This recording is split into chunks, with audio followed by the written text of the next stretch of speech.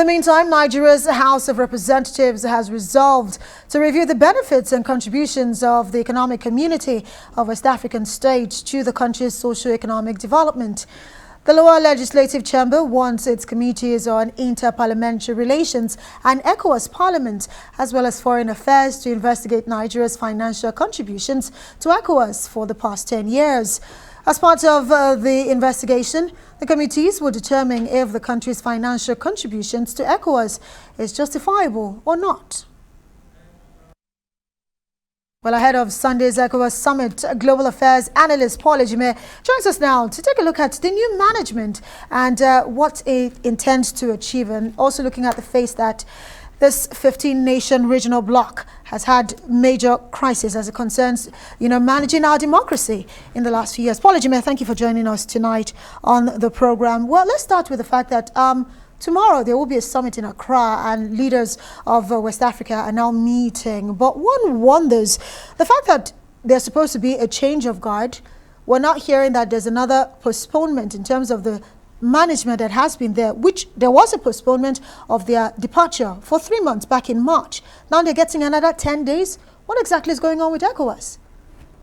Thank you, Amaka, for having me. Well, it shows a leadership that has left so much undone.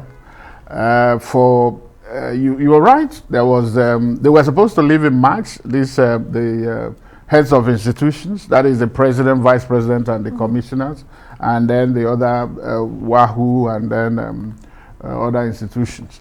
But they asked for those extensions, and they were given by heads of state.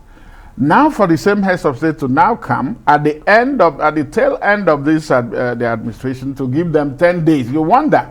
It's so untidy, if you ask me. It shows unpreparedness on their part, because they knew that this was going to be the end. So I don't know what it is that they have not done in 4 years plus 3 months, that they are now going to do in 10 days. So, but that is what it is. They are going to leave Dr. Toure with a lot of,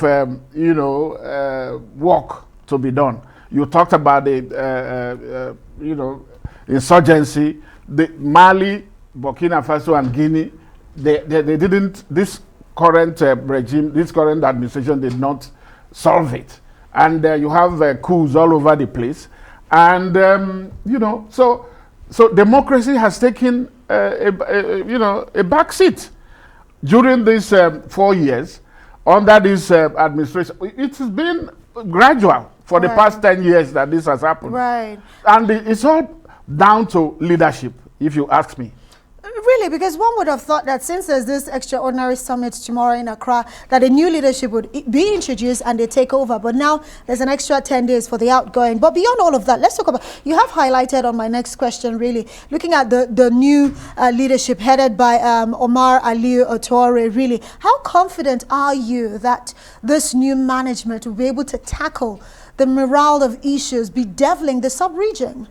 Well, it will take some determination, commitment, and then vision, for them to really be able to clean up the rot that has taken place across the institutions, because for a start, he is leading a seven commissioner position as against 15, and that 15 was ill-advised.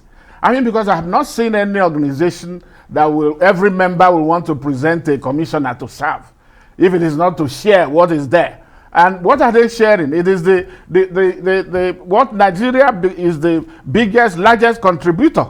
And I read here, I saw what the MPs are now raising questions to see what the cost benefit for the country belonging there. But that's another matter. If you are at ECOWAS, you have to think supranational. But what has happened is that some top officials there were thinking like representing as if they are representative of their countries. They were not looking at this agenda for regional integration. That is part of the problem. And community projects suffered, while officials were junketing on missions, back-to-back missions, to put money in their pockets. I think that is what a Toure administration will have to stop. Let people sit down and do the work for which they have been brought. Let them think, regional. Let them be supranational. They are not, once you come to ECOWAS, such organization, you drop your issue of about where you come from and work for the community. Absolutely. So if they do that, I think there will be, and also call themselves to order. Because you find ECOWAS leaders changing their national constitutions, rigging elections, and then suppressing human rights in their countries. But ECOWAS will just be sitting there, like a lame duck, and until the military now shoots their way through, and then you begin to blame the military. This is not to justify or to condone military. But when leaders are not doing because they will cite one protocol, which talks about zero tolerance for taking power other than through, constitutional means. But that same protocol, which I hear they are now trying to amend, also has the fact that you must respect the constitution of your country, you must respect human rights. But you find that some leaders have not done so. Not really done and that is why some of them are being toppled by the military. Right. And so, there is a great job to be done. Absolutely. And Paul, it would seem that ECOWAS has sort of lost its bite, because when it was formed about 47 years ago, you could see an ECOWAS give a directive and the next minute there's action. But I do know that ECOWAS has given directive, especially in the countries where we've seen coups, encroaching on our democracy. So what would you say that this new administration needs to do to get ECOWAS to go back to those days where it could speak and things are done? If you ask me, Toure and his group will be on a rescue mission, because ECOWAS has suffered reputational damage because of incapacity of leadership, because of inefficiency, because of lack of vision. You are right. This is the same ECOWAS that was able to stop the wars, civil wars in Liberia and Sierra Leone. The same ECOWAS that was able to stop Yahya Jammeh. They didn't go to monitor the election in 2011 because the conditions were not right. And then in Niger, Tanja, the president, was trying to come down on the parliament. But this same ECOWAS stood up. What is lacking now is that there is no teeth. It is because, they seen as if they are only rubber stamping, legitimizing illegitimacy. Leaders are just being given the right of way, saying, asking them to continue. But they need to, there is peer review. When any leader has gone like Conde did in Guinea, changing having a referendum and changing the constitution. Cote d'Ivoire did it and nothing has happened. And if you ask, I think some others are planning to do so. The ECOWAS should come hard on those and not wait until the military has now come and then you begin to talk about sanctions. And look at the sanctions they have imposed. It's of little effect because the military virtually are running the show. It is the transition program that they have laid out that is not the one that ECOWAS is talking about. So ECOWAS has lost face. You are right. And it has to now, that is a big call for Toure and his team to recover, to take back that reputation that ECOWAS had that was of international acclaim. Absolutely. in conflict management and resolution.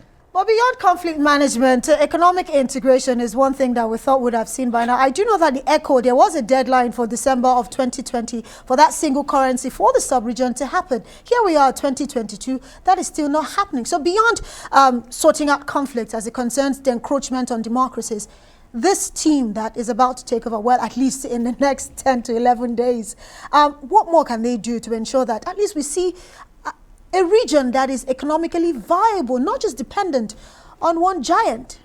Well, you may say that an organization is as strong or as weak as its members. That is true. But what is happening, you mentioned the ECO. France and some Francophone countries decided to hijack the ECO.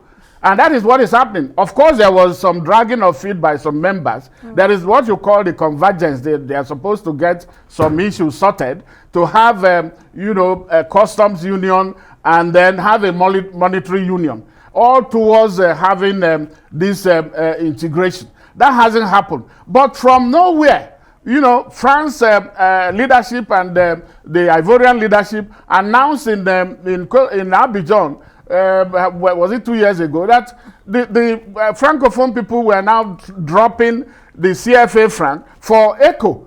ECO has been what ECOWAS has been working on. And so if you have this kind of ambush, you will ask what is happening. But ECOWAS must grow past all these external influence or interference to show the more than 400 million people in West Africa that they mean business. Absolutely. So, unless and until they do that, I think it's going to be a tough call for Toure. He's coming with some experience, having worked as ambassador, high commissioner, and then he's coming from the Islamic Bank. He has served at the OAU and served, with some UN. Those experiences will have. He has even come out with a manifesto. But I looked at it and I wrote asking whether this new management will be able to salvage the reputation of ECOWAS, because manifesto and action are different. Well, but you have to give them the benefit of doubt until that doesn't work. But of course, they do have their work cut out for them. Speaking about Omar Alieu Toure and the new team. Thank you so much, Paul Ejime, for joining us tonight on the program. And of course, all the best with everything. Thank you for having me.